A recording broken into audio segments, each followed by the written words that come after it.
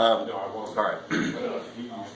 Rick Dollar, we're live at Lola's for the Song of the Mountains taping here in beautiful Marion, Virginia. It's raining, but it's still good. We love it, you know? Oh, yeah. This guy, I forgot his name. Bert. He's got a friend named Ernie. And Webb Wilder with me today, Rick Dollar here live at Lola's. So, why are you here? I don't know, but I'd like to thank whoever got me here. It's a great thing to be part of. Probably Tim White had something to do with that. My agent called me one day and, hello, and she said, there's this thing, and she explained it to me, and I said, that sounds great. It is. It's a great spot. It's a great place to be. The audiences are really good. And like I said earlier, they have this problem. It's called sellouts here. So, wow. Yeah, I mean, the place is probably going to be full. I mean, you and Jim and Sherman and everybody else that's on the ticket, man, it's going to be big. So could be lining up out there any second. So I'm getting scared. Yeah, you should. 140 million potential viewers. Wow, it's finally happening. My time has come. Just in my golden years, in the twilight of my being. I'm just glad there's somebody else on the planet that likes hats as much as I do. You know, I've always liked them before I really needed them. I mean, I had a full head of hair at one time, believe it or not. But when I was a kid, my grandfather would come visit, and he'd put his hat on top of the china cabinet, and I'd cry and try to get it, and I'd reach for people's hats at the church. And I think Roy Rogers just ruined me for guitars and clothes and horses and hats. I mean, I'm telling you. My deal was same thing. My grandfather had a hat, and it was either a baseball hat or it was a really nice dress hat. And then I found out my great grandfather always wore a black just Stetson kind of bowler type hat all the time, black suits. So I was like, wow, there's something to this. Yeah. No wonder I like hats. But anyway, that's how people know me now when they see me.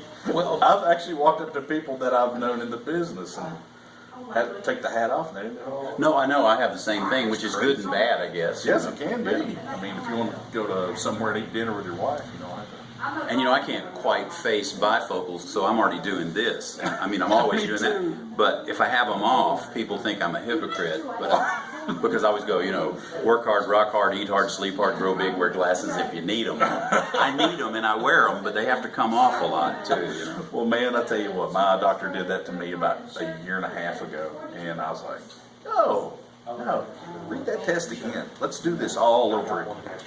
So I pulled it off. I don't know how. So you're avoiding them too? Sure. Well, I got them at one point, and every time I turn my head, I'd feel like, I was reliving something. You expect me to walk and drive in these glasses? Yeah. There's no way. I know. That's it. It's vertigo time. Yeah, exactly. How many records have you put out? Not as many as I should have. Some of these young bands have like 14 albums, and they're like 18 years old. It seems like. But no, I think it's 9 or something like that. Yeah, but those are 9 really good records. Well, so we've tended to put maybe too many songs on each one because we always think it's the last one.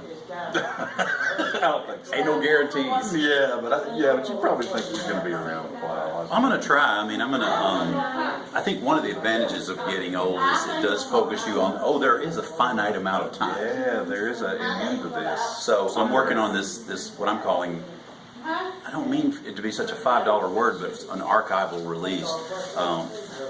It's amazing to go back through what didn't come out. Right. And I started off just looking at 2-inch, 24-track live stuff from 1986 Exit In show that some of those recordings comprised a big hunk of my first album. Right. But we didn't put them all out, and there's still some good stuff there. And then there's more stuff, and there's studio stuff, and it's just like, wow. And it's kind of like the layers of an onion where... Man, you could take a vacation for a while. Well... It's kind of cool, and then I had already started a new record last February, and I had to kind of put that on ice for this, because this is like, you read about Jimmy Page or somebody goes, I've been going through the tapes and all. It really is a job. Yeah. Because you can't listen and fast forward. And you can't remember everything you've ever played in a studio. I'm learning that. Like, we did that? I don't remember that. I don't remember doing that. Yeah. But it sounds good. Let's keep that somewhere. It's kind of fun. But it's those engineers got tape running all the time. Oh, yeah, man. Well, and sometimes they don't, but that's That's the sad part. I think that's there must be just acres of Stones tape because they always were going for the live tape, and people say that until they hit that magic moment, they kind of, and I'm a big fan, but they say they kind of suck until they click. Exactly. And when they do, Keith looks at Charlie or something, and they say that just for tumbling dice, there are some phenomenal number of reels. Can you imagine? Yeah. I would love to have been a fly on the wall, man. You might have gotten hungry. Yeah, probably. We went to CBS Records in Nashville one time. I was talking to a gentleman there, and he had some unreleased Merle Haggard stuff. Oh man! And we sat there. He made us take all of our electronic devices out of our pockets, put them over there, and we sat there and listened to some great stuff. I had no idea that Merle Haggard was such a storyteller. I'm so glad you brought that up because Yeah. one of my favorite albums is one a lot of people don't know about called "Let Me Tell You About a Song." Have you heard that album? Maybe this was some of that stuff that was supposed to be on that record that Yeah. they couldn't. I bet it was because every song begins with "Let me tell you about a song," and then he tells you about it, and then you hear it. But I don't think it necessarily had any big hits. It might have had some singles that charted. Great, yeah, it's a great album. I love that album. We sat there for like 2.5 hours. Wow, this is incredible. I don't think the world has appreciated the loss of Merle Haggard fully yet. No, and I think it's going to be a lot of years. But I'll tell you what, man, Hank Williams and Lefty and all that is epic. But since then, it's hard to make a bigger case for anybody than Merle Haggard. He looked great. He had the golden great voice. I mean, Marty Stewart has done all these books, and one of them, he's talking about Merle. He says he is our greatest singer. He is. And then the writing and the integrity and the homages to the roots music he loved, like his tributes to Bob Wills and Jimmy Rogers.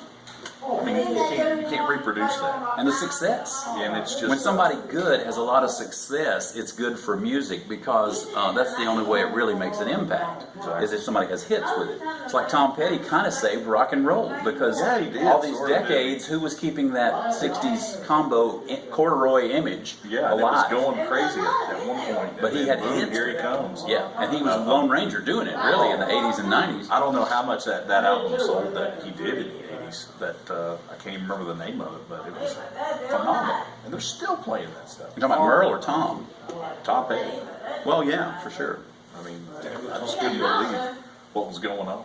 Speaking of all the recordings you haven't heard, I can't remember the name of it, but there's maybe a 4-disc, maybe it's less than 4, kind of box set, kind of a career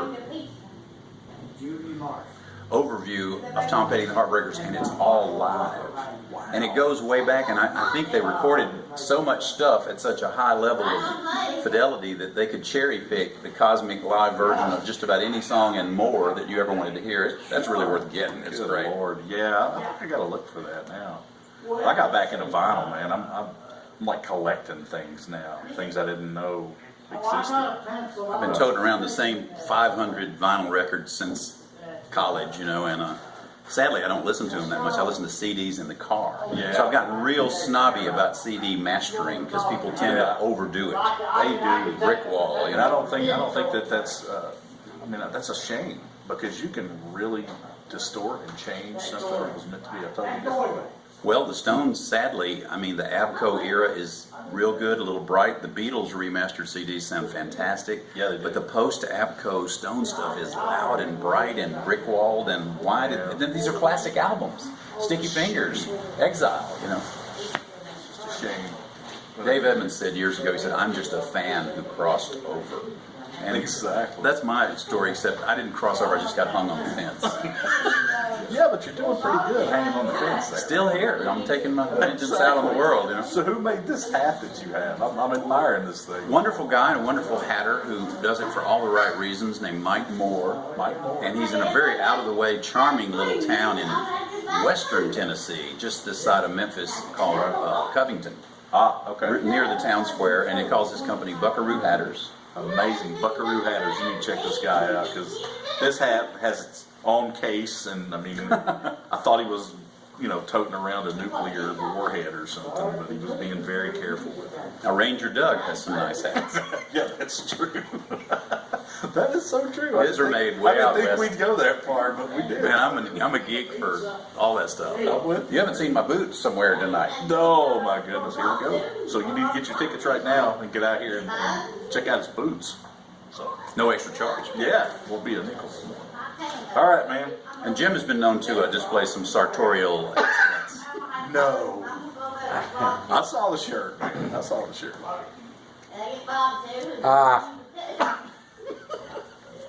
Only I could get interrupted by Jim Lauderdale. Oh man. Sadly, not selvage. That's the denim snob thing, right? Oh my gosh. Hey, What time? I love the paisleys. You love that, don't you? Yeah. Yeah, Tim White said that it looked like a pajama top that he had. So. I'll take it. I don't know. Yeah, hey, I mean, if you full got to be known disclosure, for something. in this world. I'm wearing one tonight. It's not the same. It's not the same shirt, but it's paisley. All right, I'll get pictures. Thanks, man. getting up I too soon? appreciate it.